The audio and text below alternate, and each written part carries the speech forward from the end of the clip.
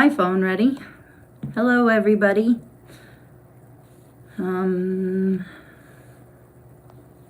Sorry, this is new for me, so just give me a second to work out some technical difficulties. Hope you guys can hear me. Turn my phone down.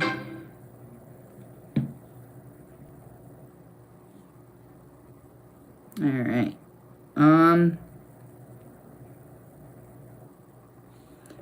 All right. Let me see if I can find the live video. Sorry, guys. Okay, Dad says that you guys can hear me, so that's good to know. All right. Alrighty. Yes, sorry about that, guys. This is a bit nerve-wracking for me. I don't do great with public speaking, and under the circumstances, I don't know that that's gonna make it any easier. So if I start blubbering like a baby, I apologize. Gonna do my best not to, though. It's been a few days, and I've been able to kind of collect myself a little bit. So first, I want to start off by thanking all of you, and I'll touch base on that more later on, because it deserves more than just a simple thank you. But I kind of just want to give you guys the story of my side of the story when Pete comes on later, and he's able to kind of take a little time to read all your messages and decide how he wants to tell you all. I want him to be able to tell his own side of the story. There's certain things that I probably will leave out just because I want him to be able to decide if he wants to talk about him yet. So first thing I'm going to say is we had many discussions previously in the 3 years we have been together on how we needed to get some sort of emergency plan set up. In that 3 years, we did not. If you are with a logger or are a logger or involved in an occupation that is very dangerous, or even if you're not, have something set up, have your emergency contacts filled out properly, have the person in your phone that needs to be contacted first saved as ice or whatever, just so that way you don't kind of go through what we went through. It was a learning experience. So I had been sick for a few days. I wasn't feeling all that good. Pete had also caught my cold, so he wasn't feeling all that good. And he was working anyways. I was working anyways. And my dad had called me. I was in the middle of a big work project, and my dad called me, and I was in the middle of something, and I didn't answer it right away. And then I saw a text message pop up on my phone, and immediately after that, he started calling me again, and he said, "Lauren Amanda, answer your phone." And my dad doesn't usually use my full name, not since I was real young, so usually it's Law or whatever, so I knew something was up, and I called him back immediately. And he said, "Pete, something's wrong with Pete. Pete has something wrong with him," and I got a call from Dale, Stump Jumper, as you all know him. Something bad's going on, something happened.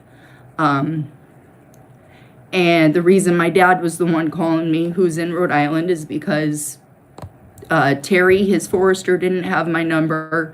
Dale didn't have my number, but Terry had Dale's number, knew he might be able to get in touch with me.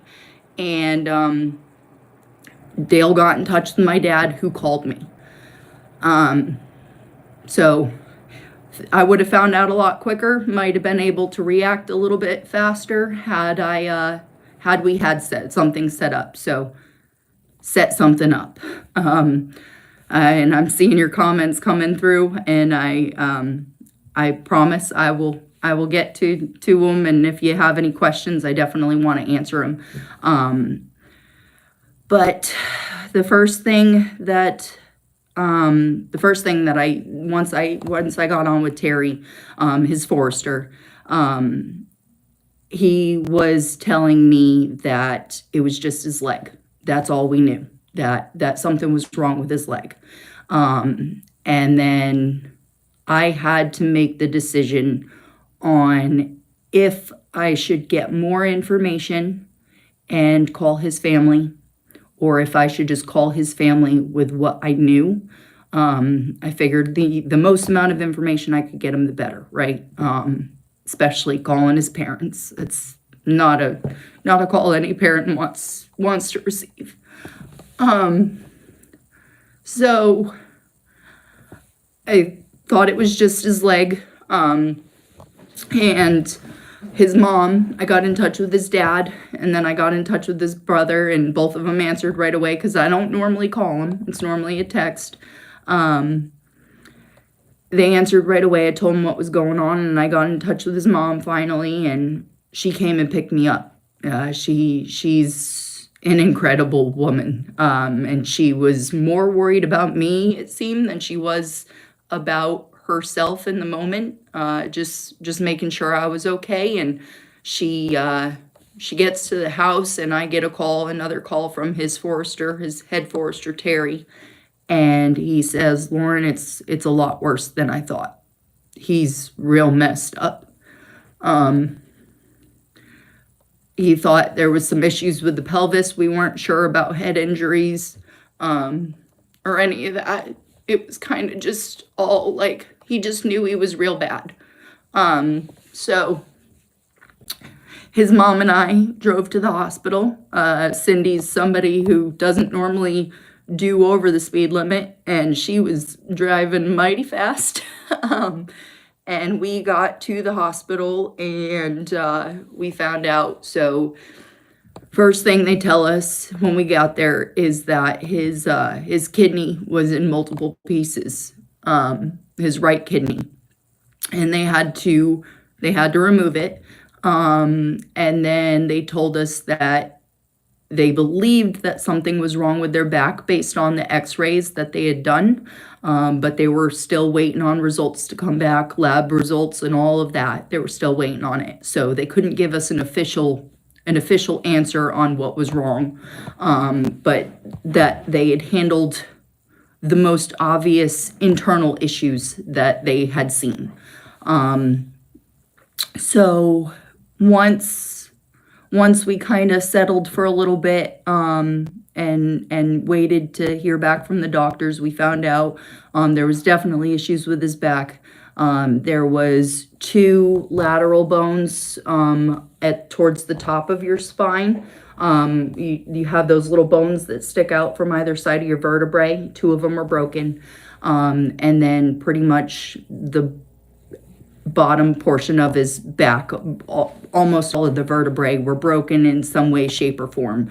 Some were worse than others, but all of them needed to be addressed. And they knew if they moved him, there was a chance that he could be paralyzed.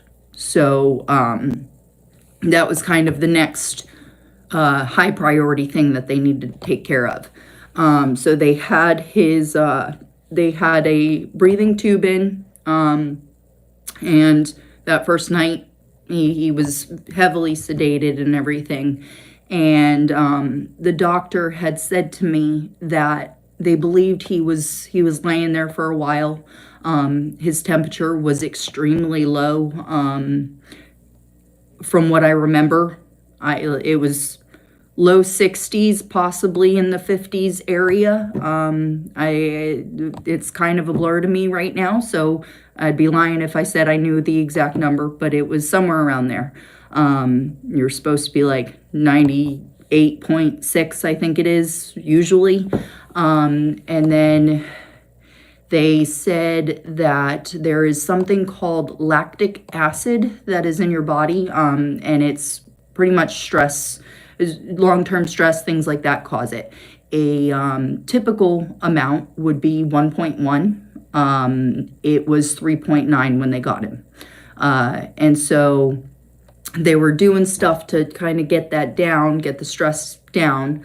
But what really caused it was he was laying there a while, and we didn't know exactly how long. I had looked in once I got his phone, and I like knew kind of, all right, these are the things that I'm wondering.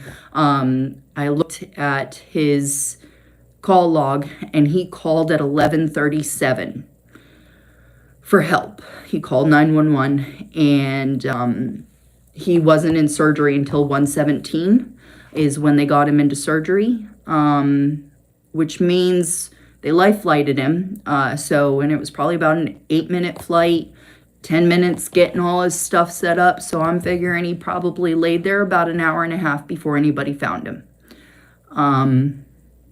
A guy, I don't know his name. I plan to find it out and thank him. But a guy that was working at the dump or whatever it is next to his job had gone to check on him. And when he got there, he found Pete and called the fire department. 911 was having trouble finding him. So fast forward to the next day after everything went crazy, my world exploded type deal. He was still on the ventilator, but he was writing. He was writing us notes, and some of them were pretty funny. His sense of humor was there. It was hard reading his handwriting because he couldn't see what he was writing and all that. But he was writing us notes, and where am I going? He said he remembered it. Like, he wrote down that he remembered it. So he was complaining a lot about the breathing tube on paper, and I think it was 2 days later they finally got it out, or a day and a half later they finally got it out. And he was able to talk to me a little bit about it, and I had expressed to him that I was ready to talk about it with him when he was ready, but I didn't really want to talk about it until we were out of the woods. I wasn't ready to hear it. And I still haven't heard the whole story. But what I know is that Pete was cutting a soft maple or hard maple. It was a maple of some sort. He's complained previously about how tough they are to cut. He hates putting a saw through them. But it was an average medium-sized maple. He was cutting it. He didn't think that there was anything hanging it up. The forester thinks there might have been some vines involved, but ultimately Pete's the only one that really knows what happened. Or he knows what happened. He doesn't know why it happened. But he cut the tree to go one direction, and it came the other. And when he went to go run away from the tree, get away from the tree, I don't know if he put his saw down, what he did. I'm assuming he did, because we might be in a different position if he didn't put his saw down. But and he wasn't videoing, which I am very thankful for. But he was running to get away from the tree, and he said he felt it hit the back of his helmet. And when it hit the back of his helmet, his entire body folded, and he was able to get out from under the tree. And when he got out from under the tree, he knew something was wrong with his knee. So he was thinking about calling his head forester. And then the shock started to wear off. And he realized just how bad things in his body felt. And so he called 911, and he told 911 his location. From what he remembers, he literally gave them driving instructions, like, you come off this exit and I'm right there. And they couldn't find him. And so they stayed on with him for about 13 minutes or so from what I saw on his phone. And I don't know what happened, but I believe they got in touch with some, like, the local emergency area, and they were able to find his exact location from there. I don't know if it was because the guy at the dump had called somebody or whatever, but they got to him, so yeah, this could have been him not coming home. And that feeling for me has been kind of numbed. I haven't really thought about it, except for that first night, and I'm trying not to think about it until I can kind of be away from him, so I can be strong for him while I'm with him. Because I'm sure this is, I've been through trauma of my own before I met Pete, and that stuff sticks with you for a while. So, I'm sure it'll come out later, and I'm not trying to add to that trauma right now. So I'm just being strong for him. But so that's kind of the story of what he's been through right now. So he has one less kidney. They said stop drinking. He's not really much of a drinker, and you see him every now and then he'll have a beer. He doesn't drink much, so that shouldn't be a problem. He might have to change up his diet a little bit. So be it. Whatever, it's probably better off, healthy eating and all. But his spine, they fused together L2, L3, L4, and L5 in his back, and they put bone on either side of him. And so that's all good. One thing I forgot to mention, he had 4 broken ribs on one side, 5 broken ribs on the other at the bottom. That seems to be what's bothering him the most right now. His knee's pretty messed up. He has a torn ACL, a torn PCL, and then there's another one that keeps his leg pretty much from bending into an L out to the right in a direction it shouldn't go. So we're waiting on surgery information for that. They told us it was going to be Monday. It's Monday and it's still not done. Now they're saying Wednesday. But they also said he'd be out of the ICU, and he's still in it. Not because he needs to be. Thank God for that. Thank you all for that, because we're in this position right now because you all prayed as hard as you did. You kept us in your thoughts. I don't know where we would be if it weren't for all of you, and for how strong he is.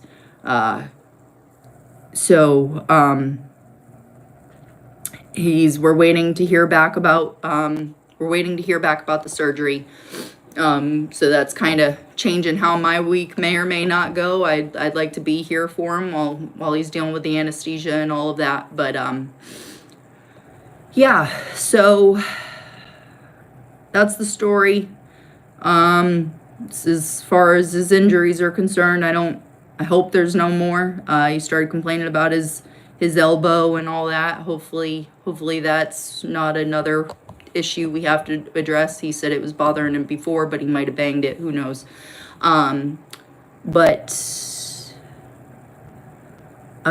Yeah, that's it for the story of what happened. I can't stress enough, once again, if you don't have a plan for some sort of emergency, please develop one. Because although this situation I found out I got to where I needed to be. He got to where he needed to be to save himself and all of that. It could have not been that. It could have not gone in that direction. God was on our side. So, please, if you don't have something planned, plan it. As far as I want to do questions and stuff like that. I know a couple questions have come up, so at least one of them I know is a key thing in my head. I want to address.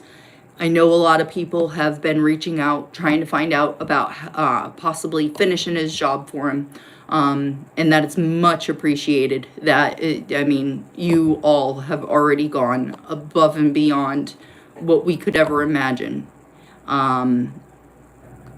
He is, I had a discussion with him today about it, just making sure I was saying things correctly and understood it correctly.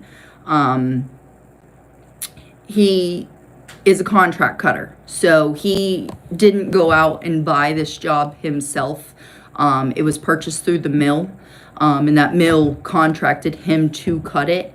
So right now, from my understanding, the liability is technically with the mill to have that cut. And so they will very likely have somebody else going in and completing that job, and they didn't put his equipment somewhere and all of that. So that as far as I know is being taken care of.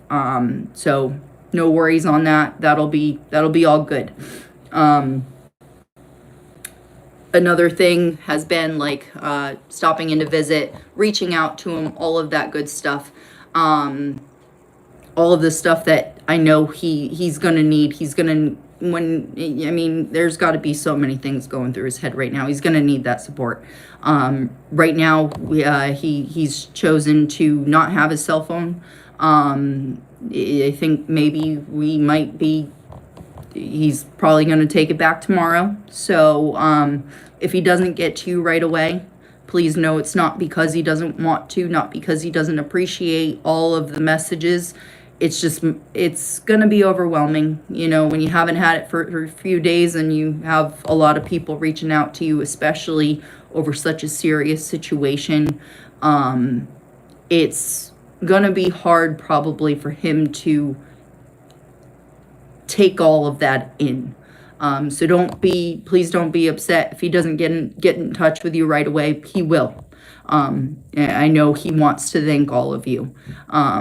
And he's not even aware of the GoFundMe situation really right now. He knows it exists, and he's dealing with his own stuff because of that. Like, he's so very thankful, but for somebody who is usually the giver, having to be the receivers, it's a different feeling. So it's going to take him a bit to get used to the fact that right now he's the one that needs help.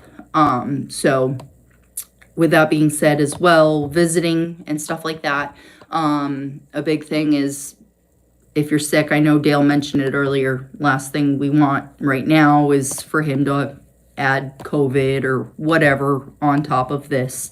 So if you're sick, we still want to see you. We would still love to get in touch with you and for you to have an opportunity to hang with him for a little bit. Just be mindful of that. And also there's quite a few family members who haven't gotten the chance to see him yet, who have been holding off.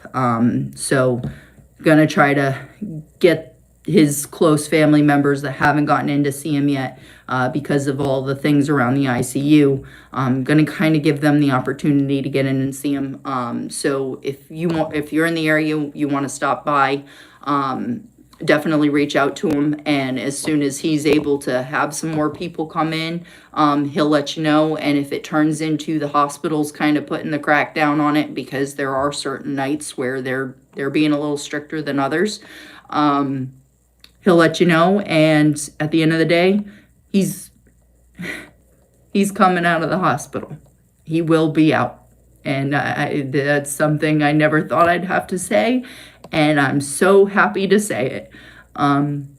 He's got to go to PT for a little bit, so he'll be in inpatient PT, and so he's gonna be away from home for a bit. But when he's home, reach out and we'll make plans to visit with you and all of that good stuff. So if you miss him in the hospital, you're not missing anything other than companionship. I promise you can get when he's home.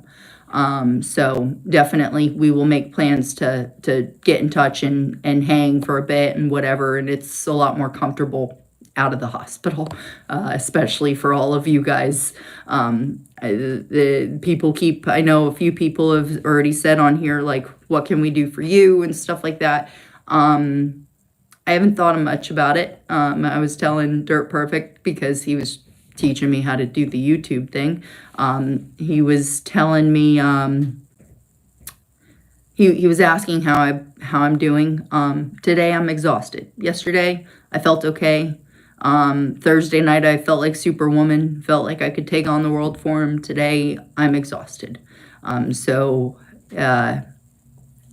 yes, I need to rest in order to be strong for him. So my rest is coming up. My support system is coming up. I've been holding them off a little bit. But yeah, so I'm good for the moment. The only thing I thought of since I got here was toothpaste, because I didn't have it, and that sucked for a day. So I'm good now, got my toothpaste, and I'm doing all right. So thank you for the concern.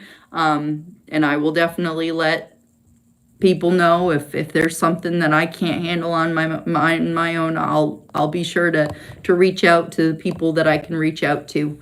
But I want to start scrolling through and reading if anybody has questions, if there's anything that comes up that I didn't address. Thank you to Mountaintop Outdoors and to Nick Pixel TV and to everyone that's here, that's reached out to me, that's donated to the GoFundMe, to every single one of you, the people that have dropped by, all of you. I came from a really good family. I know what it's like to be surrounded by people that love you, and to have the support that you need when you need it. But I have a big family, and it's not as, my immediate family is not as big as this one. You know, there's thousands of you, and you're all incredible. You're incredible humans. When you watch the news, there's a lot of crap that's bad in the world. You all prove on a daily basis how much good there is. And I can't thank you enough, because of all of you praying and thinking of us, Pete gets to come home at the end of this. So all of you and God, and I'm so thankful, and I don't know how to express it right now, but thank you. Thank you, thank you, thank you. So yeah, all right, I'm good. Any questions? Yes, I do need to rest. Pete is a tough fighter. He's definitely been struggling with some mental stuff, you know, as we all would in this situation. And I had said to him that you are here because of the fact that, yes, you chose to love a dangerous occupation. I mean, you all know it going into it. All of the people that love you know it when they support you. I met Pete, who was a logger. I knew what I was getting myself into. I've been around Dale my whole life. I've known how dangerous it is, you know, but that didn't change anything, and it won't ever change anything. So I don't know where I was going with this, but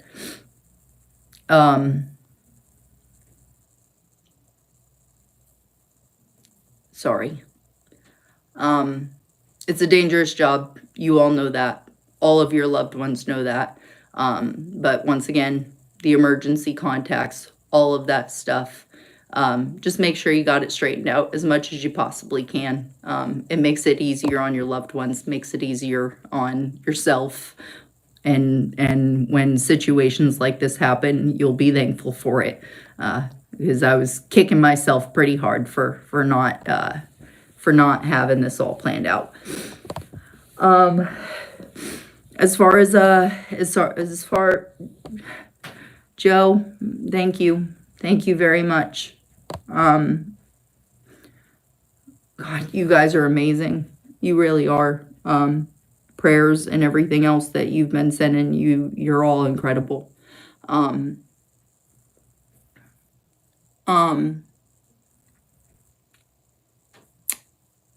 keep losing my train of thought because my brain's all over the place. I'm sorry, guys. P.O. Box. Yes, we do have a P.O. Box. I will tell you guys what it is, but I do know Cotton Top has it on his video. Thank you to all the YouTubers that have been going through and telling people about it, and given the information, because I just haven't been able to really wrap my brain around everything and get it to everybody individually. But videos by Al just posted it. P.O. Box 1028. It's in Coraopolis. Spelled out super weird. Pennsylvania 15108. So yeah. There's nothing that I need at the moment. I can't thank you enough for keeping me and Pete in your prayers, and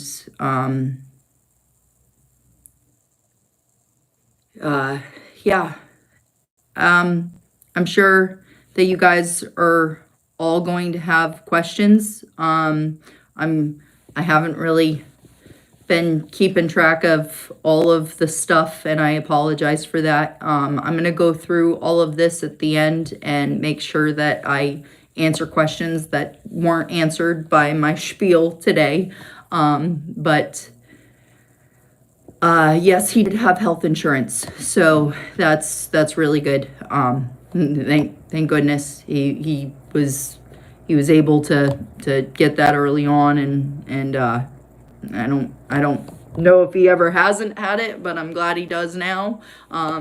It was to the point I didn't care how good or bad it was, just as long as he had it, because I mean, ultimately, once you're in it, it doesn't matter anyways. If you don't have it, it's too late, right? So, but I will, I'll review everything, and I will, if I didn't answer your question, you had something specific, I'll either reach out to you, or I will write in the comments. I think the comments for this is separate from the comments after the fact, but I think I can tag you in the comments section after. Once I get the chance, I'll go through and I'll answer questions.